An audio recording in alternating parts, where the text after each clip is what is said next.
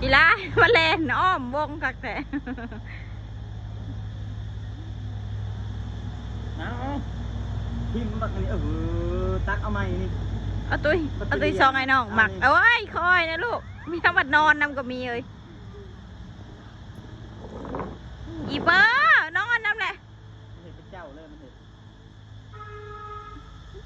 ผมตอนนั้นเถอะ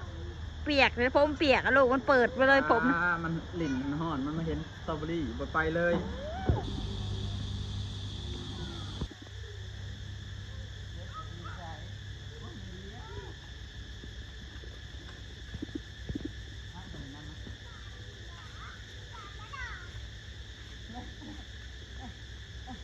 เอาระวังขนมแทงนะเอาเมียนก้อนขนมนะ